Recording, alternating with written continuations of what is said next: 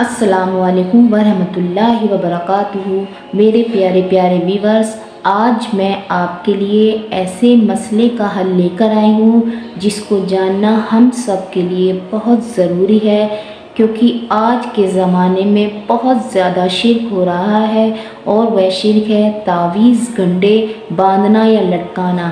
ہم ہر جگہ دیکھتے ہیں سب لوگ باغ اپنے ہاتھ پر، پیر پر، گلے میں یا اپنے گھروں پر، دکانوں پر تعویذ گنڈوں کا بہت زیادہ استعمال کر رہے ہیں۔ اور دوستو، یہ بات ہمیں جاننی بے حد ضروری ہے، اس لیے آج ہم اس مسئلے کو لے کر آئے ہیں۔ بہت سے علماء اس کو جائز قرار دیتے ہیں اور بہت سے اس کو شرک کہتے ہیں۔ چلیے ہم مفتی طارق مسعود سے اس کے بارے میں جان لیتے ہیں کہ ہماری حدیث میں یا ہمارے اسلام میں، ہمارے دین میں اس کا کیا مسئلہ ہے۔ چلیے ہم وقت ضائع نہ کرتے ہوئے ویڈیو کو آگے بڑھاتے ہیں۔ چلیے ویڈیو دھیان سے دیکھیے گا، اور جو دوستو چینل پر نیا ہو پلیز میرے چینل کو لائک اور سبسکرائب ضرور کریے گا۔ نہیں ہے تو پتہ یہ چلا کہ جس حدیث میں تعویذ لٹکانے کو شرک قرار دیا ہے، اس سے تعویذ سے شرکیہ تعویذ مراد ہے۔ وہ تعویذ جس میں قرآنی آیات ہوں یا دعائیں ہوں، وہ تعویذ حدیث میں داخل نہیں ہے، کیونکہ رقیہ بھی جیسے شرکیہ بھی ہوتا ہے اور جائز رقیہ کہتے ہیں دم کرنا، تو رقیہ بھی جائز بھی ہوتا ہے، شرکیہ رقیہ بھی ہوتا ہے، تو اسی طرح تعویذ بھی جائز بھی ہوتا ہے، شرکیہ بھی ہوتا ہے۔ تو اہل حدیث علماء جس حدیث سے استدلال کر کے ہر قسم کے تعویذ کو شرک کہہ رہے ہیں نا، اسی حدیث سے پھر تو ہر قسم کا دم درود بھی شرک ہو جائے گا، حالانکہ ایسا نہیں ہے۔ تو جیسے رقیہ کی دو قسمیں ہیں، اسی طرح تعویذ کی بھی دو قسمیں ہیں۔ اور ویسے بھی کامن سینس کی بات ہے کہ اگر ایک آدمی کسی پرچی پہ یا اللہ مدد لکھتا ہے، صرف یا اللہ مدد کہتے ہیں، صرف اللہ سے مدد مانگی جائے گی یا اللہ مدد، اور وہ کسی کے گلے میں لٹکا دیتا ہے، تو یہ شرک کہاں سے ہو گیا؟ یہ تو عین توحید ہے کہ وہ صرف اللہ سے مدد نہ صرف زبان سے مانگ رہا ہے بلکہ ریٹن میں لکھ کے اس پہ مہر ثبت کر رہا ہے۔ تو یہ کامن سینس کے بھی خلاف ہے کہ ہر قسم کی تعویذ کو شرک قرار دیا جائے۔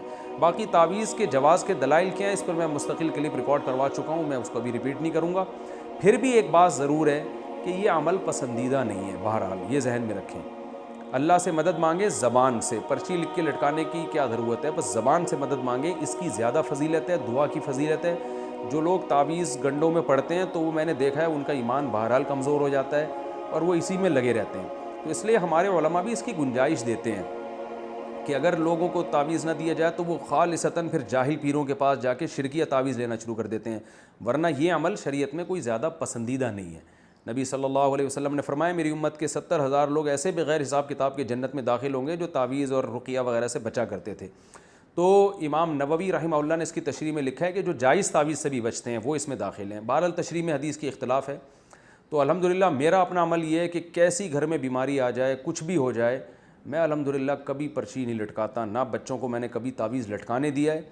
میرا اپنا ذاتی عمل یہی ہے کہ کوئی بہت مجبور ہوگا تعویذ مانگے گا تو میں اس کو لکھ کے دے دیتا ہوں، کیونکہ کمزور ایمان والے لوگ ہیں، تو نہیں دو تو کہیں شرکیہ تعویذ نہ لے جا کے۔ اپنا عمل یہ ہے کہ میرے جتنے بچے ہیں، میں خود بھی، گھر والے بھی، میں کبھی کسی کو تعویذ نہیں پہننے دیتا۔ اس کو میرے ہاں تو ایسا ہے جیسے یہ پتہ نہیں کتنا بڑا جرم کر لیا کہ بھائی ہم کیوں ان چکروں تعویذ گنڈوں میں پلیتوں ان چکروں میں کیوں پڑیں۔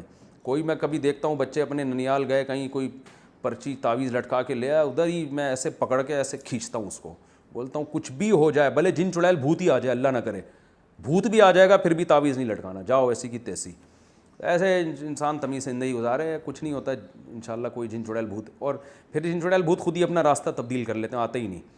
وہ دیکھتے ہیں ایسے لوگوں کو جو اس قسم کے کمزور ایمان ہوتا ہے نا، وہیں زیادہ آتے ہیں۔ تو ان چکروں میں نہ پڑیں۔ جو سنت عمل ہے، سورہ فلق، سورہ ناس رات کو ہاتھ پہ دم کر کے اپنے اوپر پھیر لیا کریں، بچوں پہ پھیر لیا کریں۔ مشہور دعا ہے اعوذ بکلمات اللہ التامہ من کل شیطان وہامہ ومن کل عین لامہ، یہ دعائیں پڑھا کریں۔ بسم اللہ الذی لا یضر مع اسمہ شیء فی الارض ولا فی السماء وہو السمیع العلیم۔ خاندانی دعائیں بس یہ پڑھا کریں، کافی اتنا۔ اللہ تعالیٰ عمل کی توفیق عطا فرمائے۔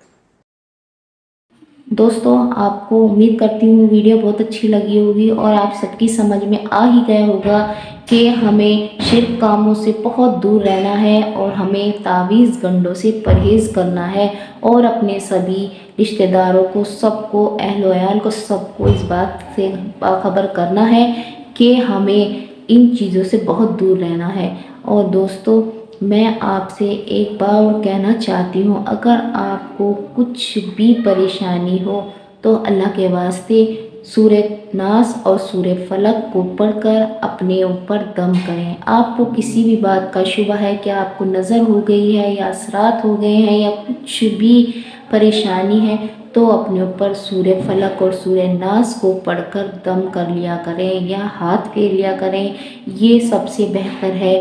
اللہ کے ساتھ کسی کو شریک نہ کریں۔ اللہ ہم سب کو ان شرک کاموں سے دور رہنے کی توفیق عطا فرمائے۔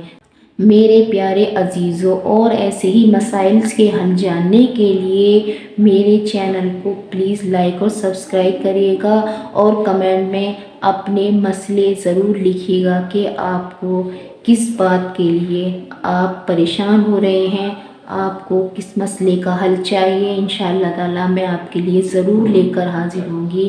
تب تک کے لیے اللہ حافظ۔